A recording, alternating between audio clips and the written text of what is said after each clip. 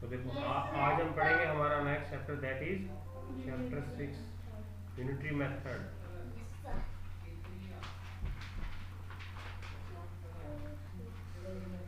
Unitary method, okay. हाँ जी बच्चे, देखो देखो बच्चे, what is unitary method? Unitary method means we have to find the value of one unit, okay.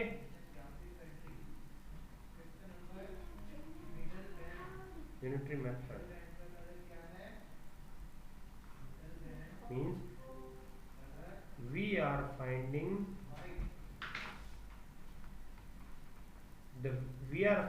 the value of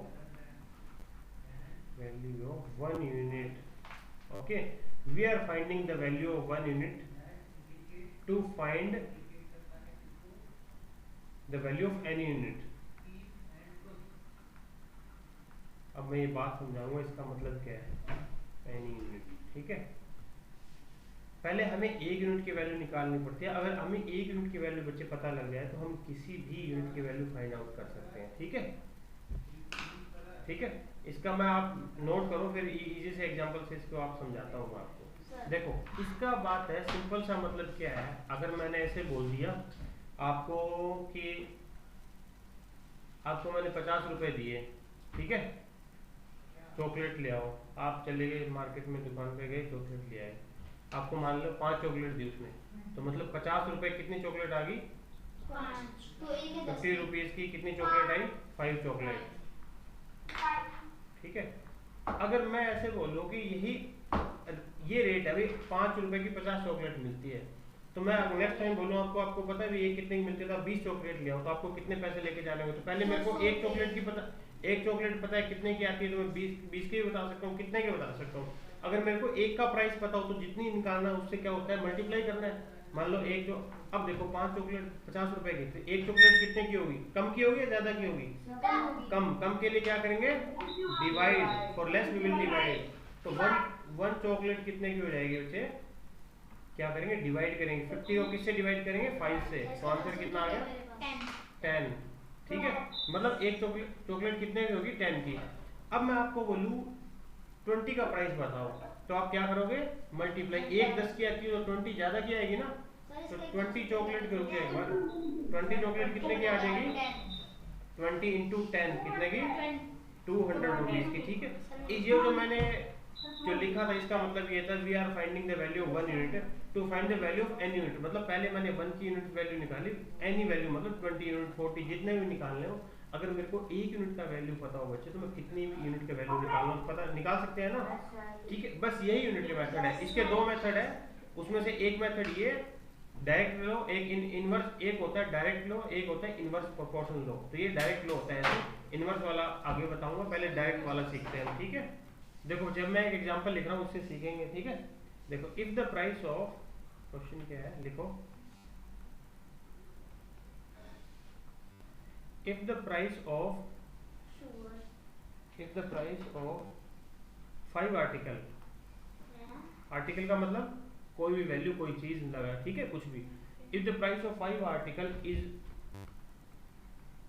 worth ₹20, कोई 5 article उनका price कितना है? 20 है बच्चे। देन टू फाइंड है, इसके बाद क्या लिखा है?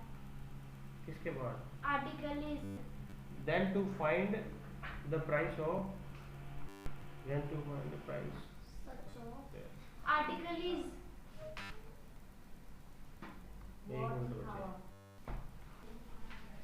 देखो if the price of 5 article is worth ₹20, then find the price of 17 same article,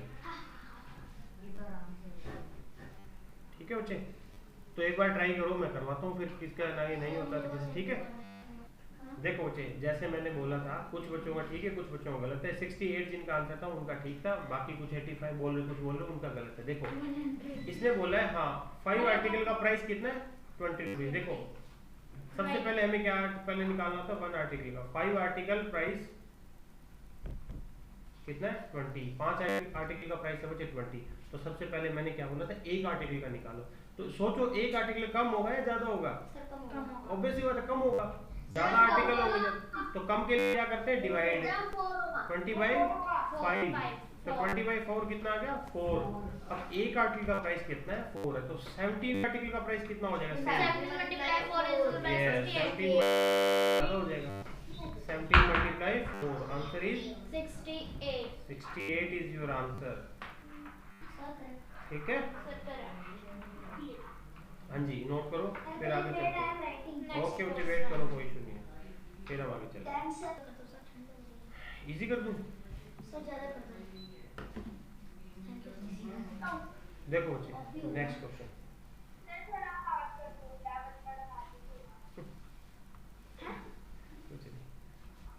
देखो देखो if the price of 6 oranges is rupees 24. If the price of 6 oranges is 24, then खा लियो, जाके ले लियो, आगे जाते हुए ले लियो है। Then what will be the price of 5 dozen oranges?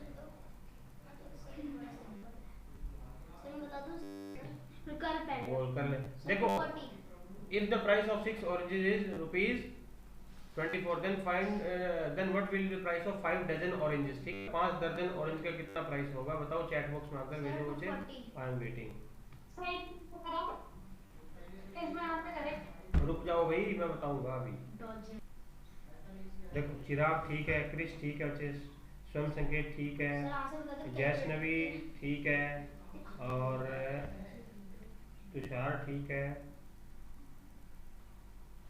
ठीक है, शुभजीत ठीक है, नहीं शुभजीत सॉरी गलत है, ईशान ठीक है बच्चे, शानवी ठीक है, भाई रुको, प्रशांत ठीक है, शुभजीत ठीक है, तेजस्वी ठीक है, विक्रम ठीक है, दीपन गलत है।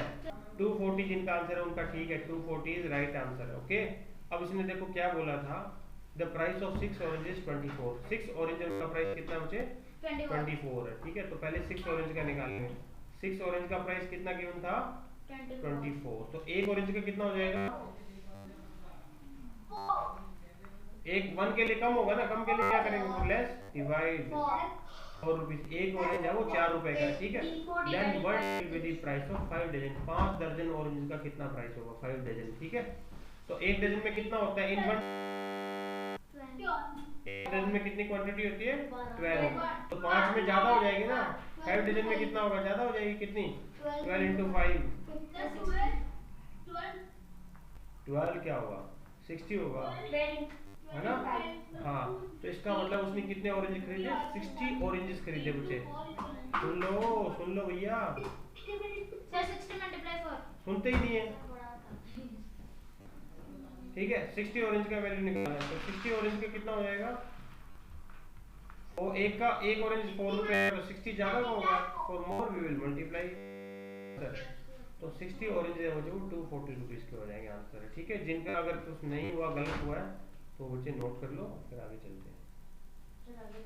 सर एक और क्वेश्चन, तो अभी के लिए आज के लिए इतना ही, बाकी कल, हाँ आज के लिए इतना ही, बाकी नेक्स्ट क्लास में करेंगे। कल टेस्ट की तैयारी करना। All the best, have a nice day, see you tomorrow.